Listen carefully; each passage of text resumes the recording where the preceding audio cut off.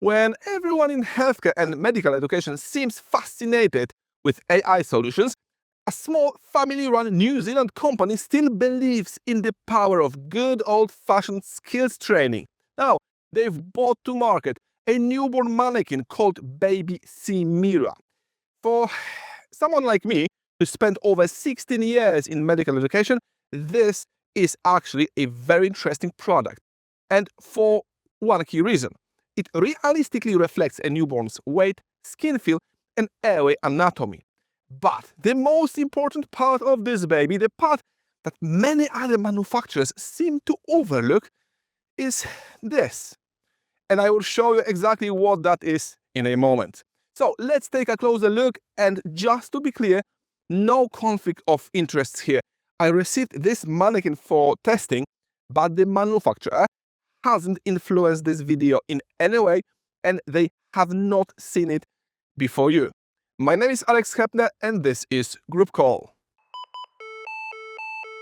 Sir, stay calm. The average weight of a newborn in Europe is around 3 to 3.5 kilos. Baby Simira sits right within that range, which immediately makes handling and training feel more realistic. But what really stands out to me is the airway.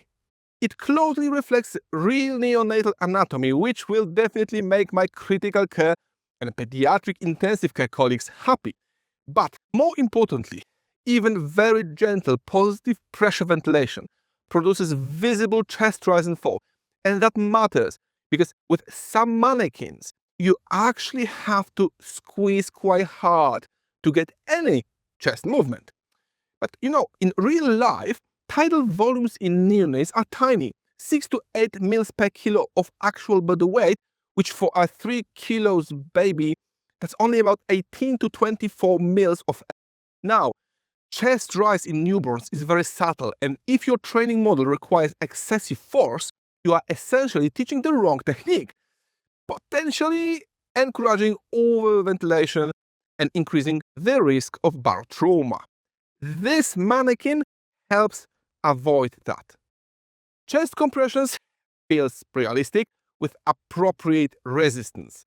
The skin texture is also very convincing, although there are a few minor imperfections on the sides that are worth noting. Thinking about medication administration, the model includes peripheral veins allowing for cannulation. However, I personally would like to see additional access points, such as scalp veins, including the temporal region, and veins on the foot as well, since these are commonly used in real neonatal practice. There's also intraosseous access at the proximal tibia, which is well designed, and importantly, the tibial I/O module is easily replaceable. But the most important feature is the one I showed you at the beginning. Is this, the umbilical cord. In my opinion, this is state of art. It looks and feels truly realistic, and more importantly, it's functional. You can catheterize it and practice medication administration via an umbilical venous catheter. Now, you can also practice umbilical cord milking, a technique which is described in European Resuscitation Council guidance, although, I'll be honest, I'm not a huge fan of it. And it's one of those topics that can open a bit of a debate, so I will leave it here. But the key point is, this level of realism in the umbilical cord is something I have not seen in other mannequins. So, what do you think? In an era dominated by AI and high-tech simulation, is there still a place for traditional mannequins like this? Because, companies are taking different approaches. On one occasion, I even tested a CPR mannequin made out of cardboard. Yes, it's not a joke. Watch this video and you will find out. My name is Alex Hepner, and this was Group Call.